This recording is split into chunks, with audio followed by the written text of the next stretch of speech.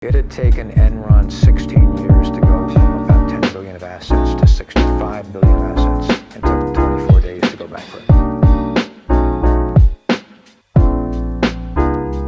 Saya Julian Erlangga. Di sini saya ingin menceritakan kisah dari skandal kasus perusahaan Enron. Enron merupakan perusahaan dari penggabungan antara Internaut atau penyalur gas alam melalui pipa dengan Houston Natural Gas yang bergerak dalam industri energi. Kenneth Lai yang mendirikan perusahaan ini pada tahun 1985.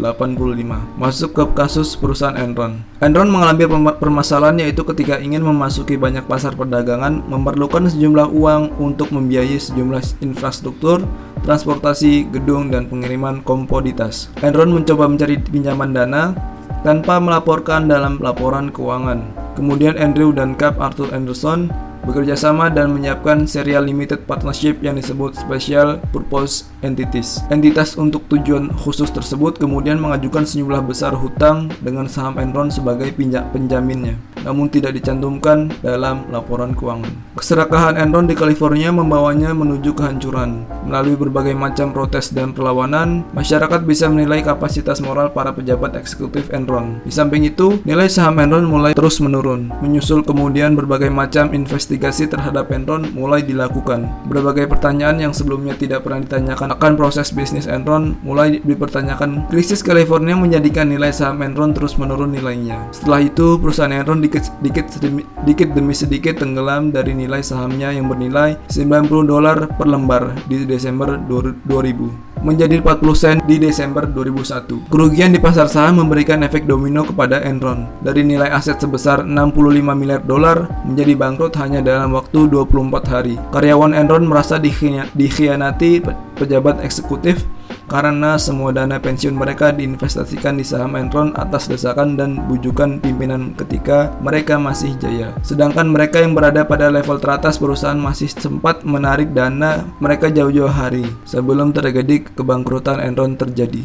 Terima kasih Julian atas penyampaiannya.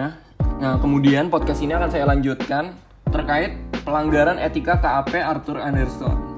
Yang pertama, menurut standar profesional akuntan publik atau biasa disingkat SPAP, SA Seleksi 150, terdapat aturan bahwasanya dalam semua hal yang berhubungan dengan perikatan, independensi dalam sikap mental harus dipertahankan oleh auditor. KAP Anderson sudah melanggar kode etik yang seharusnya menjadi pedoman dalam melaksanakan tugasnya. Yang kedua, menurut SA 200 paragraf 14, auditor harus mematuhi ketentuan etika yang relevan, termasuk ketentuan independensi yang berkaitan dengan perikatan audit atas laporan keuangan. Dan gak cuma itu, menurut SA 240 tentang tanggung jawab auditor terkait dengan kecurangan dalam suatu audit atas laporan keuangan paragraf A2, laporan keuangan yang mengandung kecurangan mencakup kesalahan penyajian yang disengaja, termasuk penghilangan suatu jumlah atau pengungkapan dalam laporan keuangan untuk mempengaruhi persepsi para pengguna laporan keuangan. Nah, kemudian dampaknya apa nih untuk dalam kasus perusahaan Enron? Dampaknya adalah 4.000 karyawan kehilangan pekerjaan. Kemudian para karyawan Enron dan investor kecil-kecilan mengalami kerugian karena simpanan hari tua mereka musnah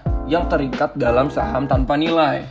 Kemudian munculnya Sarbanes-Oxley. Sarbanes-Oxley adalah nama lain dari Undang-Undang Reformasi Perlindungan Investor. Nah, yang terakhir, Arthur Anderson LLP, member di Amerika Serikat yang dianggap ikut bersalah dalam kebangkrutan Enron juga terkena imbasnya. Kemudian kesimpulan dari podcast kami pada hari ini adalah Enron dan KAP Arthur Anderson sudah melanggar kode etik yang seharusnya menjadi pedoman dalam melaksanakan tugasnya, sehingga menyebabkan kebangkrutan dan keterpurukan pada perusahaan Enron adalah editor. KAP Arthur Anderson, satu dari 5 perusahaan akuntansi terbesar yang merupakan kantor akuntan Enron. Keduanya telah bekerjasama dalam memanipulasi laporan keuangan sehingga merugikan berbagai pihak, baik pihak eksternal seperti para pemegang saham dan pihak internal yang berasal dari para perusahaan Enron. Kemudian Enron telah melanggar etika dalam bisnis dengan melakukan manipulasi guna menarik investor. Sedangkan Arthur Anderson yang tidak bertindak sebagai auditor pun telah melanggar etika profesinya sebagai perusahaan akuntan. Arthur Anderson